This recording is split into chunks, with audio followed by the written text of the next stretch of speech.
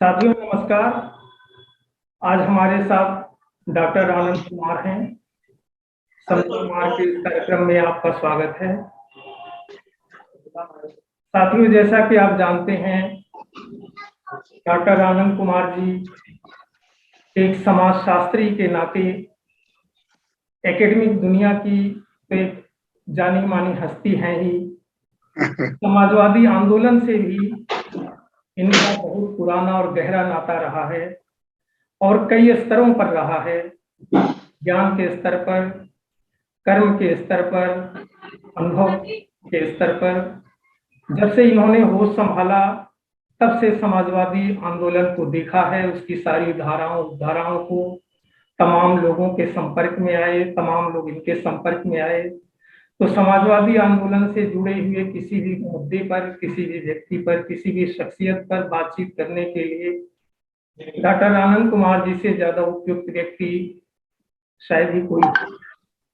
उनसे बहुत से मुद्दों पर, बहुत से विषयों पर बातचीत की जा सकती है, लेकिन आज हम लोहिया जयंती के नाते डॉक्टर राम मनोहर लोहिया पर उनसे बात करेंगे। तो डॉक्टर साहब, आप हमारे दर्शकों को डॉक्टर राम मनोहर लोहिया की शख्सियत, उनके योगदान, उनकी विरासत और उस विरासत की आज क्या अहमियत है, इसके बारे में बताइए।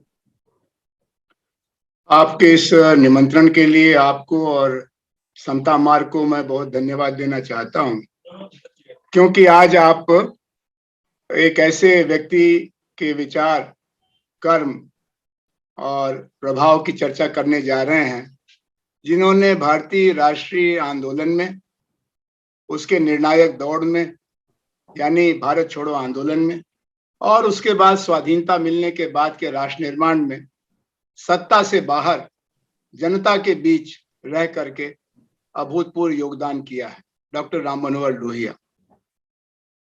फैजाबाद के अकबरपुर कस्बे में एक मध्य वर्गीय व्यापारी परिवार में जन्मे और अकबरपुर, बनारस, बंबई, कलकत्ता और बर्लिन में विभिन्न स्तरों की उच्च शिक्षा प्राप्त करने वाले डॉक्टर राम मनोहर लोहिया एक ऐसे पिता के पुत्र थे जिन्होंने राष्ट्रीय आंदोलन के आह्वान पर अपने व्यापार को समेट के अपनी पूरी संपत्ति राष्ट्रीय आंदोलन के रचनात्मक पक्ष यानी खादी का प्रचार और बुनाई कताई के केंद्रों का बंगाल में निर्माण किया था। इस कारण डॉक्टर राम मनोहर लोहिया अपने बचपन से ही राष्ट्रीय आंदोलन और गांधी जी से बहुत प्रभावित थे। जब वो बनारस में पढ़ रहे थे उस समय उनको तत्कालीन चिंतकों का परिचय मिलना शुरू हुआ और उसका समापन जर्मनी में अर्थशास्त्र की पीएचडी निबंध के रूप में हुआ। और फिर 23 वर्ष की उम्र में 1933 में भारत लौट के वह सीधे राष्ट्रीय आंदोलन में कूद पड़े। उनको जवाहरलाल नेहरू का स्नेह मिला, महात्मा गांधी का मार्गदर्शन मिला और कांग्रेस सोशलिस्ट पार्टी के पितामह आचार्य नरेंद्र देव का संरक्षण मिला। गांधी, नेहरू और नरेंद्र देव की इस त्रिमूर्ति के बीच लोहिया को जयप्रकाश नारायण, अच्युत पटवर्धन, यूसुफ मेहर अली, कमला देवी चट्टोपाध्याय जैसे समर्पित, सुशिक्षित और त्यागी सामाजिक परिवर्तनकारियों का सत्संग मिला। अब लोहिया की बात आज राष्ट्रीय आंदोलन के योगदान या आजादी के बाद के 20 वर्ष में उनकी भूमिका को काल से जुड़ा मान करके हम ये जरूर कह सकते हैं कि वो गुजरे जमाने का एक शानदार अध्याय बनाने वाले राष्ट्र नायकों में से जरूर थे, लेकिन उनकी आज क्या उपयोगिता है। किसी भी दीर्घकालीन व्यक्तित्व के बारे में ये जानना चाहिए कि उसके 3 पक्ष होते हैं, उसका कर्म, उसके सपने और उसका सोच। कर्म की प्रक्रिया उनके शरीर के साथ रुक जाती है, देहांत हुआ और कर्म की श्रृंखला टूट गई या स्थगित हो गई। और फिर उसका जो तात्कालिक और दीर्घकालीन प्रभाव है वो कई तरीकों से सामने आता है। लेकिन जहां तक सपनों की बात है, जहां तक सिद्धांतों की बात है, उनकी कसौटी काल और समाज होता है। राम मनोहर लोहिया इस दुनिया को बेहतर बनाने वाली लड़ाइयों के साथ जुड़े एक युग चिंतक थे। समाजवाद एक ऐसा सपना रहा है जिसको 19वीं शताब्दी से ही दुनिया के विभिन्न हिस्सों के लोगों ने देखा है। लेकिन यूरोप का जो समाजवाद था वह औद्योगिक क्रांति के बाद के निर्माण से जुड़ा था। जिस हिस्से में औद्योगिकरण हुआ ही नहीं, औद्योगिकरण से लाभ उठाने वाली यूरोपीय शक्तियों ने जहां अपना साम्राज्य बनाया, वहां पर मार्क्सवादी समाजवाद की अपनी सीमाएं थी। लोहिया का पहला योगदान ये कहा जाएगा कि उन्होंने समाजवाद के सपने और सिद्धांत को यूरोप की चौखटे से बाहर निकाल के विश्वव्यापी स्वप्न और विश्वव्यापी आंदोलन का प्रासंगिक हिस्सा बनाया। इसके लिए उन्होंने 7 क्रांतियों का सिद्धांत पहचाना और दुनिया को बताया और कहा कि मार्क्सवादी समाजवादी वर्ग संघर्ष के जरिए औद्योगिक समाज को पूंजीवाद से समाजवाद की तरफ ले जाने की कोशिश करते हैं। लेकिन 6 लड़ाइयां और हैं जो क्रांतिकारी हैं। सबसे बड़ी लड़ाई उन्होंने नर और नारी के संबंधों में एक मर्यादा के लिए चल रही है ऐसा ज्ञान कराया और कहा कि ये लड़ाई आज की नहीं है, ये पौराणिक काल से भारतीय सभ्यता में और हर सभ्यता में है, क्योंकि स्त्री हर सभ्यता में दोयम दर्जे की मनुष्य, दोयम दर्जे की नागरिक के तौर पर रखी गई है, हर धर्म में, हर सभ्यता में। और कई कारणों से आज स्त्री समता की तरफ बढ़ रही है और ये समाजवाद की पहली सीढ़ी है। इसी तरह से राष्ट्रीय स्वतंत्रता को लोहिया के समकालीन मार्क्सवादी एक पूंजीवादी उद्यम मानते थे, क्योंकि यूरोप में राष्ट्रों का निर्माण पूंजीपतियों के उत्पादन के लिए करों की, टैक्सों की एक घेरेबंदी से सुरक्षित बाजार बनाने की प्रक्रिया से जुड़ा था। लेकिन उन्होंने कहा कि नहीं, राष्ट्रीयता की यही एक भूमिका पूंजीपतियों और व्यापारियों के लिए जो यूरोप में दिखाई पड़ी मात्र नहीं है। राष्ट्रीयता अस्मिता को परिभाषित करती है, राष्ट्रीयता संस्कृतियों को आकार देती है। इसलिए एक तरफ तो औद्योगिकरण से प्रभावित राष्ट्रों में राष्ट्र निर्माण हुआ, जर्मनी में, फ्रांस में, हॉलैंड में, इटली में। दूसरी तरफ भारत से लेकर के मेक्सिको और ब्राजील तक भी राष्ट्र निर्माण हुआ है, जिसमें स्वतंत्रता अधूरी थी। स्वतंत्रता का सपना राष्ट्रीय एकता का आधार था और इसलिए हमको राष्ट्रीयता की लड़ाई को, यानी साम्राज्यवाद के खिलाफ राष्ट्रीय आजादी की लड़ाई को भी क्रांतिकारी लड़ाई मानना चाहिए। फिर उन्होंने ये भी याद दिलाया कि दुनिया में आज नहीं, ईसा मसीह के जमाने से, हजरत मोहम्मद के जमाने से रंग भेद का सवाल उठा हुआ है और गोरी चमड़ी के लोगों के हाथ में कई कारणों से आर्थिक और राजनीतिक सत्ता रही और इसके कारण जो गैर गोरी दुनिया है, अश्वेत दुनिया है, अफ्रीका से लेके एशिया और लैटिन अमेरिका तक, यहाँ पर रंग भेद के खिलाफ लड़ाई चल रही है। और उसका उस समय एक बहुत ही संवेदनशील पक्ष संयुक्त राज्य अमेरिका में डॉक्टर मार्टिन लूथर किंग के अगुवाई में चल रही लड़ाई थी।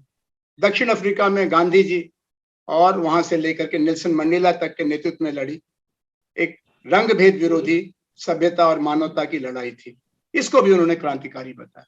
फिर उन्होंने कहा कि भारत से लेकर के दुनिया के अधिकांश देशों में विषमता का एक चेहरा जन्म से जुड़ा हुआ है, जिसको हम लोग जाति व्यवस्था के रूप में जानते हैं।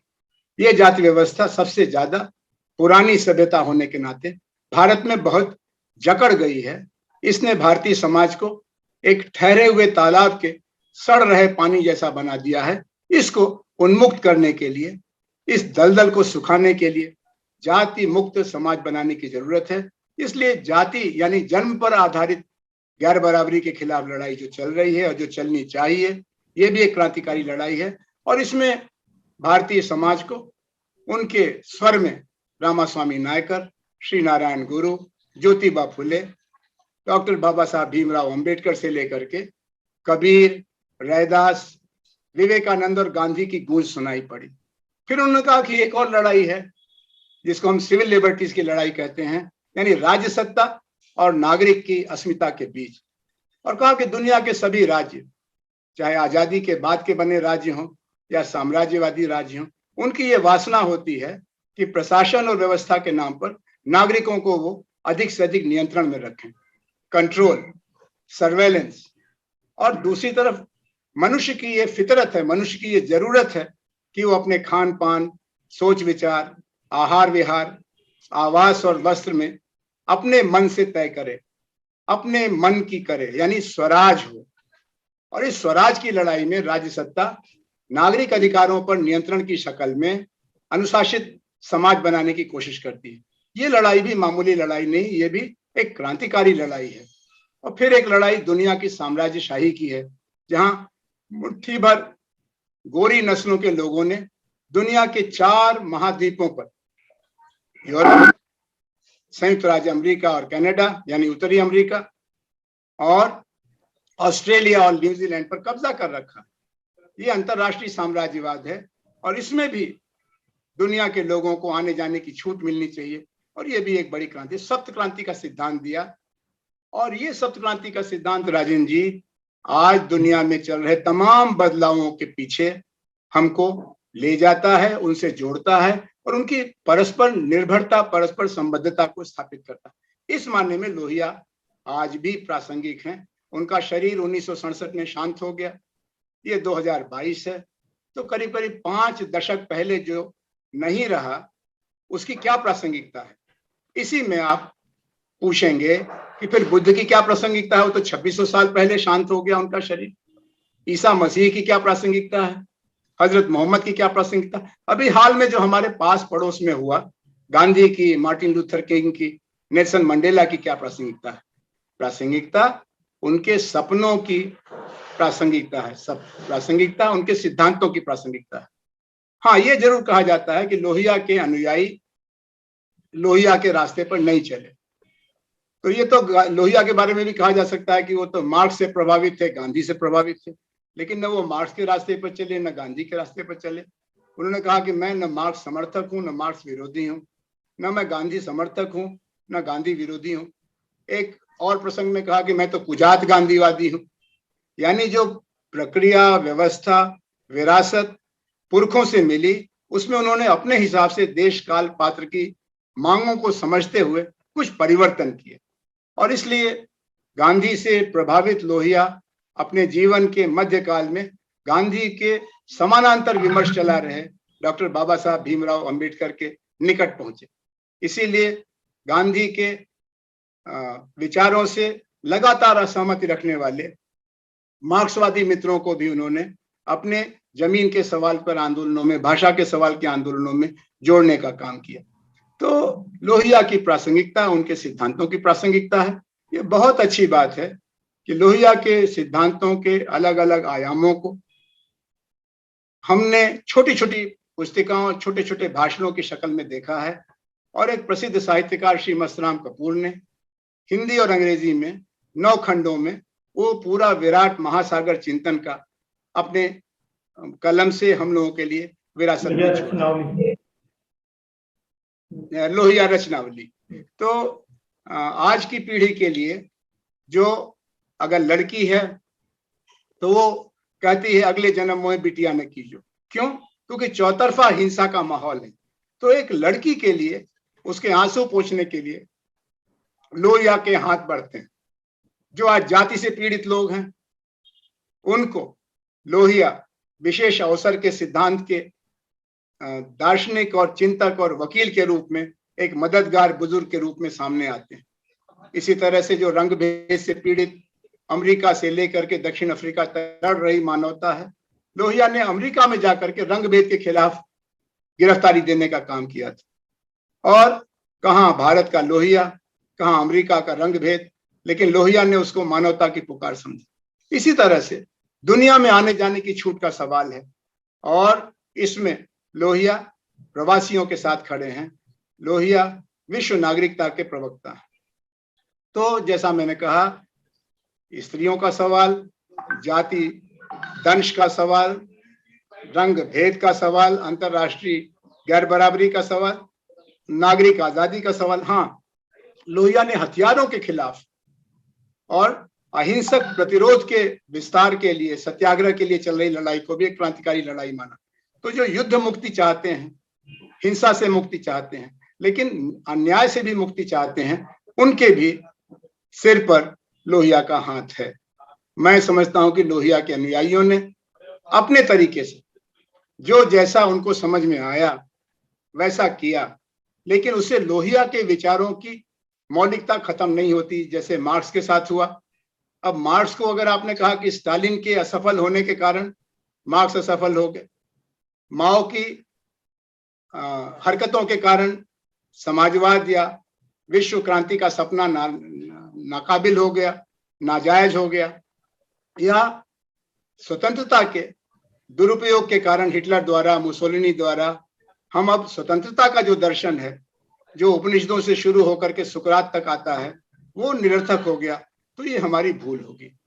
लोहिया ने जो प्रभाव पैदा किया, मेरा ये मानना है राजन जी कि भारतीय विमर्श में मार्क्स, गांधी और अंबेडकर के बाद लोहिया से प्रभावित लोगों की बहुत बड़ी तादाद है। आज भी बहुत सारे लोग अपने को लोहिया से जुड़ा, प्रभावित मानने के लिए दावा करते हैं, गर्व करते हैं। हाँ, ये मैं जरूर कहूंगा एक समाज वैज्ञानिक के नाते कि जैसे हर विचारधारा की शाखाएं निकलती हैं, लोहिया से प्रेरित समाजवाद की 3 धाराएं बनी हैं और उन तीनों को पहचानना चाहिए। एक धारा तो है जो सात्विक समाजवाद की धारा कही जा सकती है, जिसमें त्याग है, संघर्ष है, कुर्बानी है, अहंकार का लोप है और समाज की हर बड़ी लड़ाई के साथ सहयोग की भावना है। ये सात्विक समाजवादियों की एक पतली धारा लोहिया के निधन के बाद से चलती रही है। क्यों? क्योंकि असल में आजादी के बाद भारत में राज्य सत्ता की भूख बहुत बड़ी हुई। हम कई शताब्दियों से अपनी राज्य सत्ता के बगैर थे, तो राज्य सत्ता को पाने की वासना ज्यादा है। इसलिए समाजवादियों में जो राजसी समाजवाद है, यानी वोट के जरिए कुर्सी पकड़ो, वोट के जरिए राज्य सत्ता पर कब्जा करो और फिर परिवर्तन करो, नहीं, राज्य सत्ता आधारित समाजवादी आंदोलन या समाजवादी रणनीति, इसका ज्यादा जोर है। ये राजसी समाजवादियों ने हिंदी भाषी इलाके में, बिहार में, उत्तर प्रदेश में, हरियाणा में, सुदूर दक्षिण में, कर्नाटक में, उधर आसाम में बहुत कुछ किया है और ये 1967 से ही लगातार एक कथा चली आ रही। लेकिन राज सत्ता के अपने दोष होते हैं, वो राजसी समाजवादियों के भी दोष हो गए। तीसरी धारा है तामसिक समाजवाद की, जिसमें स्वार्थ है, वासना है, सिद्धांत की सीढ़ी पर चढ़ करके अपने को स्थापित करना है। तो जैसे गीता में बताया कृष्ण ने कि 3 गुण हैं, सतोगुण, रजोगुण, तमोगुण, और ये सब जगह चलता है। तो फिर लोहिया का समाजवाद इसमें कैसे छूटेगा? मार्क्सवाद कैसे छूटेगा? गांधी के विचार से या अंबेडकर से विचार से प्रभावित लोग कैसे छूटेंगे? तो ये दोष तो एक सहज मानवीय मर्यादाओं की और मानवीय कमजोरियों का परिणाम है, लेकिन उससे लोहिया अप्रासंगिक नहीं होते। इसीलिए मैं आपसे कहूंगा कि लोहिया को अगर तलाशना है तो भारत के स्त्री आंदोलन की तरफ देखिए, लोहिया को अगर तलाशना है तो भारतीय जाति विरोधी आंदोलनों को देखिए, जिसमें अंबेडकर से लेकर के और विवेकानंद और गांधी का प्रभाव है। लोहिया को तलाशना है तो मजदूर आंदोलन और किसान आंदोलन को देखिए। लोहिया को तलाशना है तो विकेंद्रीकरण और नागरिक अधिकारियों की लड़ाई को देखिए। जी सर, आपने लोहिया के सारे आयाम समेट लिए, अब इसमें कुछ बचता नहीं है। बड़ी मार्मिक शब्दावली में आपने 3 धाराएं भी बता दी। उसी तरह से मेरे मन में ये भी है कि राष्ट्रवाद की भी कोई तामसिक धारा होगी। है, उस तरफ नहीं जाएंगे। एक जिज्ञासा है या कहिए एक और मुद्दे पर आपकी राय लेना चाहते हैं। कई लोगों का ये लोहिया पर आरोप रहता है कि उन्होंने जो गैर कांग्रेसवाद की रणनीति चलाई, उसके चलते ही आज भारतीय जनता पार्टी और राष्ट्रीय स्वयंसेवक संघ का इतना ज्यादा वर्चस्व है, उन्हीं की रणनीति गैर कांग्रेसवाद के चलते ये इतने ज्यादा ताकतवर हो गए। तो ये लांछन कुछ लोग लोहिया पर मढ़ते रहते हैं, क्योंकि उस गैर कांग्रेसवाद में जनसंघ, जो कि आज की बीजेपी का पूर्व रूप था, वो उसमें शामिल था। तो इस आरोप को आप कहां तक सही मानते हैं? इस आरोप को किस तरह आप देखते हैं? मैं ये कहूंगा कि आपने जिस संकोच के साथ लोहिया जयंती के मौके पर लोहिया के खिलाफ चल रहे आरोपों का जिक्र किया है, उस संकोच की कोई जरूरत नहीं है। लोहिया तो गांधी के अनुयायी थे और गांधी अपना समर्थन करने वालों से हमेशा घबराते थे, अपना विरोध करने वालों का दिल खोल करके स्वागत करते थे और उनके विचारों को अपने अनुयायियों तक पहुंचाते थे और कहते थे कि देखो, मेरे बारे में, मेरे विचार के और कार्यक्रम के बारे में यह आलोचना आई है कम्युनिस्ट पीसी जोशी की, कांग्रेस सोशलिस्ट जयप्रकाश की, जाति विरोधी अंबेडकर की, जिन्ना साहब पाकिस्तान समर्थक की, या हिंदू महासभा के श्यामा प्रसाद मुखर्जी की। इसको पढ़ो और पढ़ करके अपनी राय बनाओ। लोहिया ने भी जो रणनीतियां अपनाई उसके बारे में लांछन के कई दौर चले। मैं उसको संक्षेप में आपके सामने समेटना चाहूंगा। जब लोहिया जर्मनी से पढ़ के आए और बजाय मार्क्सवादी कम्युनिस्ट पार्टी में जाने के कांग्रेस सोशलिस्ट पार्टी से जुड़े, तो उनके ऊपर आरोप लगाया कि ये तो सोशल फासिस्ट विचारधारा से ट्रेंड होकर के आया है, क्योंकि उस समय जर्मनी में धीरे धीरे करके हिटलर का बोलबाला बढ़ गया था। तो लोहिया का शुरू का 10 बरस का सार्वजनिक जीवन 1933-34 से लेकर 1942 तक नाथसीवाद और राष्ट्रवादी समाजवाद के प्रचारक होने के इर्द गिर्द रहा और लोहिया ने उसको अपने कर्म की तेजस्विता से काटा। और जब लोहिया भारत छोड़ो आंदोलन के महानायकों की अगली कतार में आ गए और आजादी के बाद, आजादी के मध्यांतर में जब बाकी बड़े नेता सत्ता के बंटवारे के लिए अंग्रेजों से समझौता कर रहे थे, तो लोहिया भारत के सबसे पुराने औपनिवेशिक पक्ष गोवा में जाकर के गोवा की आजादी के लिए लड़ गए, जेल गए और उस पर दुनिया में विवाद हुआ कि गोवा की आजादी के बारे में कांग्रेस क्या कर रही है, और गांधी जी ने लोहिया को अपना आशीर्वाद दिया। तो एक आरोप का दौर था 1933 से 1947 तक सोशल फासिस्ट होने का, नाजी होने का, राष्ट्रवादी समाजवादी होने का, जिसका उस समय का ठेकेदार एडोल्फ हिटलर जर्मनी का तानाशाह था। जब लोहिया कांग्रेस छोड़ करके अपने सहयोगियों के साथ कांग्रेस सोशलिस्ट पार्टी के सदस्य के रूप में बाहर निकले कांग्रेस से, तो लोगों ने कहा कि ये तो नेहरू से बहुत ज्यादा ईर्ष्या करते हैं और नेहरू विरोधी हैं, नेहरू की मूर्ति तोड़ रहे हैं, यानी मूर्ति भंजक है। क्योंकि उन्होंने आरोप लगाया कि हमारे आंदोलन के महानायक नेहरू, पटेल, आजाद वगैरह थक गए हैं और जेल जाते जाते इनकी हिम्मत छूट गई है। इन्होंने समझौते से आजादी हासिल की है, देश की जनता भूखी है, ये आजादी झूठी है। जब इस तरह के नारे के साथ लोहिया नरेंद्र देव, जयप्रकाश, अच्युत पटवर्धन, कमला द्विवेदी चट्टोपाध्याय आदि के साथ बाहर निकले, तो उन पर यह आरोप लगा कि ये सत्ता के न मिलने से दिशाहीन हो चुके लोगों की जमात के नेता हैं। ये कुल मिला के इनकी राजनीति एक सूत्री है, नेहरू विरोध, नेहरू विरोध और नेहरू विरोध। जब जवाहरलाल जी नेहरू के जीवन काल में ही लोहिया लोकसभा के चुनाव में उनके खिलाफ लड़े और बहुत कम वोट मिला, लेकिन उन्होंने कहा कि हमको नेहरू जी की गलतियों के बारे में खुलेआम बात करनी चाहिए, क्योंकि ये देश के भविष्य का मामला है। आज आप जानते हैं लोहिया की जो नेहरू की नीतियों की आर्थिक आलोचना थी, सामाजिक आलोचना थी और राजनीतिक आलोचना थी, उसको धीरे धीरे करके पहले इंदिरा गांधी ने गरीबी हटाओ के रूप में, फिर श्री राजीव गांधी ने पंचायती राज के लिए 73वें 74वें संशोधन के रूप में, और उसके बाद लोकनायक जयप्रकाश नारायण ने सत्याग्रह के अगुवा होकर के जनशक्ति बनाने के रूप में स्वीकृति दिया, पहचान दिया।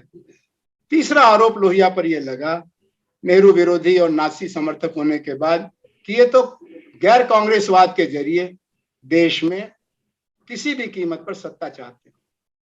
लोहिया पर यह आरोप बिल्कुल बेबुनियाद था। लोहिया ने एक नया विमर्श शुरू किया।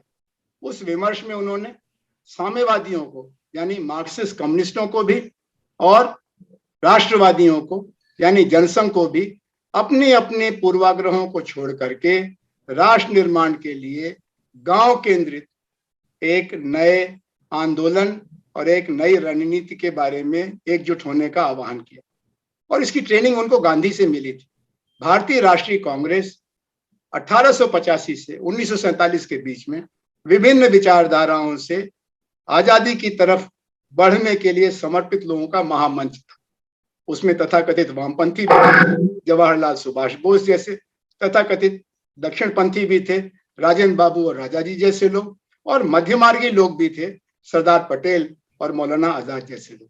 लोहिया ने यही प्रयास किया और ये अच्छा हुआ कि लोहिया के इस प्रयास की जो 1963 में उन्होंने शुरुआत की, आलोचना सबसे ज्यादा लोहिया के अपने निकटतम विश्वास पात्र लोगों ने की, मधुली मय, जॉर्ज फर्नांडिस आदि ने। इसलिए उन पर यह आरोप नया नहीं है। लेकिन अगर आप 1963 जब उन्होंने गैर कांग्रेसवाद की रणनीति अपनाई और 1967 जब वो गुजर गए, उस 4 साल के घटनाक्रम को देखें तो उनकी कोशिश थी कि एक वामपंथी राष्ट्रीयता से प्रेरित मंच बनाया जाए और उसके लिए उन्होंने एक 10 सूत्री कार्यक्रम भी दिया था। उस 10 सूत्री कार्यक्रम के 5 पक्ष थे। जाति नीति, पिछड़ों को विशेष अवसर जिसमें स्त्रियां भी शामिल थी, और अल्पसंख्यक समाज यानी मुस्लिम समाज का पिछड़ा वर्ग पसमानदा भी शामिल था। दूसरा भाषा नीति, जिसमें भारत के देशज समाज को, भारत की देशी भाषाओं को लोगों के राजकाज का, जिससे भारतीय लोकतंत्र खाली अंग्रेजी बोलने वालों के बीच में सीमित न रहे, और उससे फिर जो नया एक स्वर बना विधायिका का मीडिया में और अन्य जगहों पर, वो भाषा नीति। तीसरी थी जाति नीति, भाषा नीति के समानांतर दाम नीति। आज जो लड़ाई चल रही है कि कारखाना मुनाफे की जगह, व्यापार और भी ज्यादा मुनाफे की जगह, और खेती घाटे का धंधा। लोहिया ने कहा कि ये न्याय ही नहीं है, ये देश विरोधी हरकत है। जो सबसे बड़ा रोजगार क्षेत्र है कृषि, वही अगर घाटे का धंधा होगा तो भारत की अर्थव्यवस्था का क्या भविष्य होगा। तो दाम नीति। फिर उन्होंने राजस्व नीति, बिना मुनाफा खेती बाड़ी, उस पर लगे न माल गुजारी।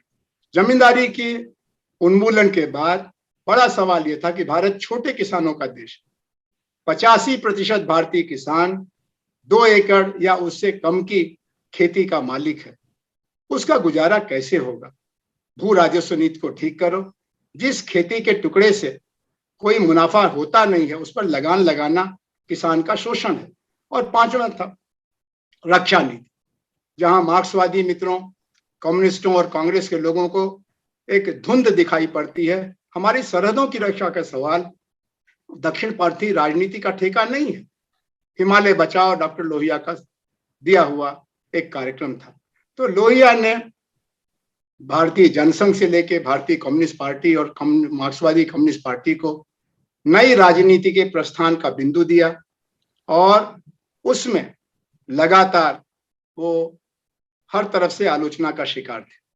लेकिन अच्छी बात यह हुई कि लोहिया ने अपने जीवन काल में अपने ही बनाई सरकारों को, भाषा के सवाल पर बिहार की सरकार को, भू राजस्व के सवाल पर उत्तर प्रदेश की सरकार को, नागरिक अधिकारों के सवाल पर बाकी सभी गैर कांग्रेसी सरकारों को कसौटी पर कसा, उनकी खुली आलोचना की, और अपने जीवन के अंतिम दिनों में कहा कि हमें नई राजनीति के लिए व्यापक राजनीतिक एकता की जरूरत है, क्योंकि वोटों के बंटवारे से ही कांग्रेस बराबर अल्पमत की पार्टी होकर के भी सरकार में आती है और ये टाटा बिरला की सरकार चलाती है। इसको बदलो, नहीं तो देश खतरे में है। चीनी हमले के बाद किसान खतरे में है, सूखा और भूख का दोहरा दबाव है। देश का नौजवान खतरे में है क्योंकि शिक्षा दिशाहीन है, बेरोजगारी पैदा कर रही है। देश की औरत परेशान है चूल्हे और पाखाने के सवाल को लेकर। देश के गरीब इंतजार कर रहे हैं कि स्वराज उनके कुटिया तक कब पहुंचेगा। हाँ, ये जरूर हुआ कि लोहिया 67 में गुजर गए, उसके बाद कांग्रेस टूट गई। कांग्रेस का वामपंथी रुझान आया। श्रीमती इंदिरा गांधी ने अपनी ही पार्टी के बड़े नेताओं को निकाल करके एक नई पार्टी बनाई इसमें आपको लोहिया का प्रभाव देखना चाहिए, क्योंकि लोहिया ने जब गरीबी का सवाल लोकसभा में प्रवेश करने के साथ उठाया, उसके बाद से देश में बड़ी बहस चली कि कांग्रेस राज में गरीबी बढ़ रही है कि घट रही है, गरीब का क्या होगा, गरीबी की कसौटी पर हम अपने स्वराज को कहां देखते हैं।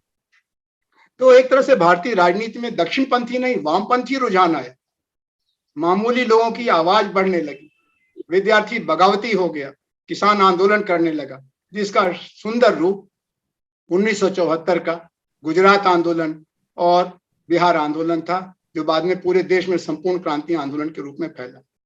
तो इतिहास की जानकारी न रखने वालों को और सरकार का विरोध करने को देशद्रोह मानने वालों को लोहिया असुविधाजनक लगते हैं, लेकिन भारतीय समाज और राजनीति में न्यायमूलक परिवर्तन के पक्षधर के लिए लोहिया एक परिवर्तनकामी, रचनात्मक, नवनिर्माण के प्रवर्तक थे, जिसके लिए उन्होंने अपने व्यक्तिगत लोकप्रियता को दांव पर लगा करके हिंदू और मुसलमान के दो कटघरों में बंद भारतीय जनता को आजाद कराया, अगड़ा और पिछड़े का सच सामने लाया और जाति और लिंग भेद से ऊपर उठ करके एक स्वस्थ राष्ट्रीयता के लिए राजनीति का इस्तेमाल किया।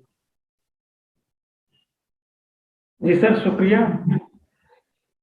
प्रश्न तो और भी कर सकते थे, लेकिन वीडियो बहुत लंबा हो जाएगा, इसलिए इस बातचीत को यहीं पर रोक देते हैं। डॉक्टर साहब से आगे भी समाजवादी आंदोलन से जुड़े हुए मुद्दों और समाजवादी आंदोलन के नायकों के बारे में बातचीत करते रहेंगे।